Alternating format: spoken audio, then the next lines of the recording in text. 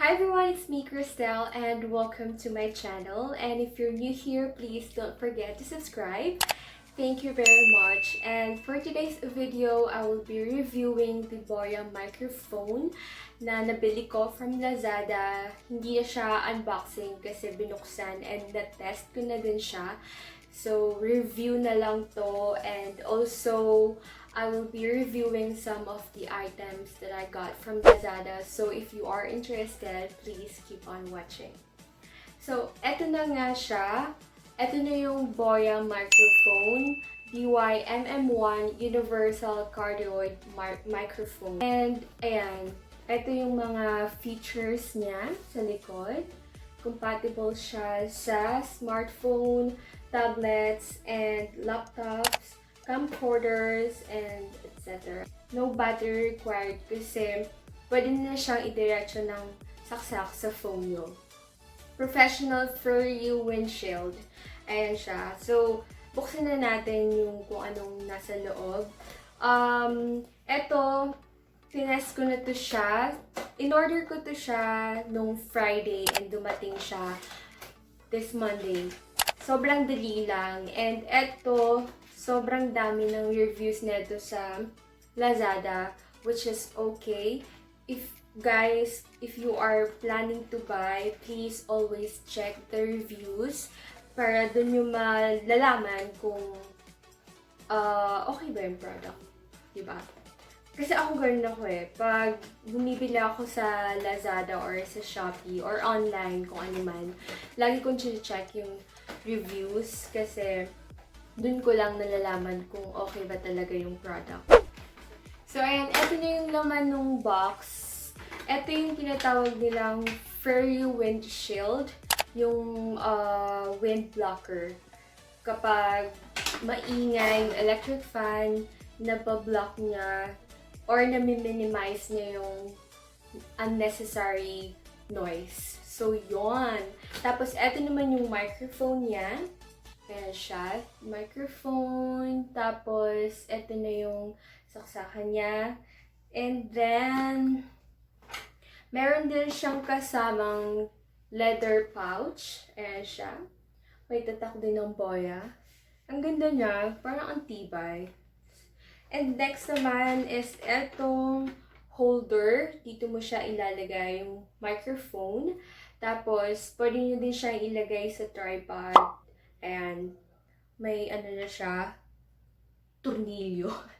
So, yun. Next naman, yung mga cord niya. And so, eto is for DSLR. Tapos, eto naman is for smartphones. Ayan. Tapos, nakalagay na dito yung kung para saan to. Smartphone. And also, meron din siya dito. Ayan. Sa microphone. Okay? Kikita nyo ba? Ayan. Tapos, dalawa lang yung cord na kasama niya. And then, meron din siyang kasamang manual. Ayan. Kung may hindi pa kayo naintindihan or may gusto pa kang malaman, pwede nitong basahin itong manual na to. Ayan. So, hindi na natin siya pabasahin. Okay? And may warranty card din siya. Ayan. Super cute. Kung masira man or may defect man yung item, pwede na siyang ipa-ayos or isoli. Papalitan. Ganun. So, yon. Ito lang yung problema kasi kapag online. Kasi sobrang tagal bago ma-replace yung item. So, yon. And next naman, i-test na natin yung mic. So, eto pala ngayon, itong video na to, wala pang microphone. Tapos, i-try ko mag-on ng electric fan para later on, madi-differentiate natin kung anong mas maganda with microphone or wala. And also, I'm using the internal microphone of my phone. Okay, so i-on ko na yung electric fan. Ayan siya. So, iyan, with electric fan na yung yung video na to. Naka number 1 yan. Na number 3 ko para Tingnan natin kung marinig niyo pa ako. Hello? Hindi niyo pa ba ako? Ito number 2. Number 3. Init, grabe. Anong oras na ba? 12 a.m. Kasi mas gusto kong nag-vlog sa ganitong oras kasi tahimik na and mas malamig na sa kwarto ko. Oh my God. Oh my God. So, ayan. I-off ko na. And, ayan. So, next naman, itatry natin yung with microphone and yung with this, yung furry windshield. Okay, so, wait lang. Next.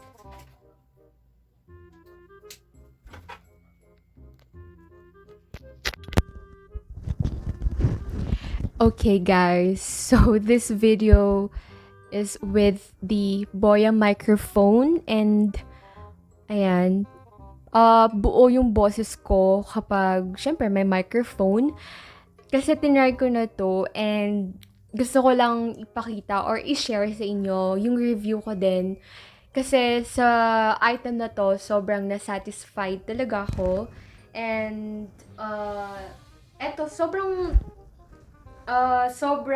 dami ng bumibili ng ganito. Kasi kung makikita mo dun sa official store nila, sa reviews, may 3,000 plus silang review nito. Kaya kung maghahanap din kayo ng ganito, tingnan nyo muna yung official store. One Gadget pala, by the way, yung name ng store. Tapos tingnan nyo kung madaming comment yung store na yon. Yun na yun. Pero don't worry guys, I will be putting the link in the description below. Okay? So, ayan na siya. So, ngayon naman, i-on ko yung electric fan para malaman talaga natin kung ano yung pinagkaiba na may microphone. Huh? Diba? Ayan, okay. Ina-number 3 ko na agad. So, eto na with microphone. Hello. I am using the Boya microphone with the windshield. Ayan. Eto pala, friendly, travel friendly to. Kung magta-travel kayo, tas, ayan, mahangin, medyo, mas buo pa din yung boses natin kasi with this one. Kasi eto naman, ganun naman yung purpose niya, is to block the wind. Diba? Ang arte! Okay, so yon, eto na yon. Basta, hello, mic test. So yon, para sa akin, sobrang nagustuhan ko tong microphone na to kasi laking tulong niya. Dahil nga minsan sobrang hina talaga ng boses ko. Ewan ko ba. Pero pag minsan naman, parang mama. Ewan. So, eto din pala, itatry ko yung video na to na tatanggalin ko yung windshield na naka-on yung electric fan. So, ayan. Wala na siyang windshield. So, kasi nung tinest ko to, ang ano talaga, mas okay din na may ganito kasi mas nalilesen niya yung noise. Ayan, di ba? Tapos, ayan naman, with the ayan. Hello? Hello? Hello? Okay, so, yun lang. So, ayun. Ito yung pinaka-boses ko using this Boya microphone. And nung tinest ko nga to, sobrang buo nga ng boses ko compare sa internal microphone na sa phone ko lang. And I highly recommend this microphone to beginner like me. Kasi, laking tulong na din siya. Lalo na katulad ko na minsan sobrang hina ng boses ko. And, yon, sana nagustuhan niyo itong review na to kasi gusto ko lang talaga i-share yung review ko and sobrang satisfied ako with this product and will definitely give a good review sa page na to. Kaya, if ever you are looking for a cheap microphone, yes, I highly recommend this. At madami na ako nakikitang ganito sa mga vlogger. Kaya din, bumili ako. And bago talaga ako bumili, nanood muna ako sa YouTube din ng mga reviews. Tapos, nagtingin-tingin ako ng magagandang reviews sa Lazada. And yun, nakita ko tong store na to. And okay naman siya. So far, wala akong na-encounter pa na defect or whatsoever. And mostly yung complaint nila dito is yung sa box lang naman kasi may mga dent. Pero regardless, wala naman yun kasi sa box lang naman yun. Pero the item itself, walang problema. And guys, if ever you are planning to buy, and if ever the item arrived already, please always disinfect your item para safe. Ilalagay ko na lang yung price din sa description box para malaman nyo. Pero sasabihin ko na lang din dito. 1,090 pesos ata to. Hindi pa kasama yung shipping fee. Total niya is 1,130 pesos. Okay na din. Affordable na din. Thank you so much for watching this video, guys. Please, let me know if you have any suggestions. I will be happy if may mga suggestions kayo para sa akin. Ano ko pa improve ko tong vlog ko. And thank you so much for supporting me, for watching this video. And sana kagustuhan itong video na to. Please don't forget to subscribe. Thank you very much. See you guys in my next vlog.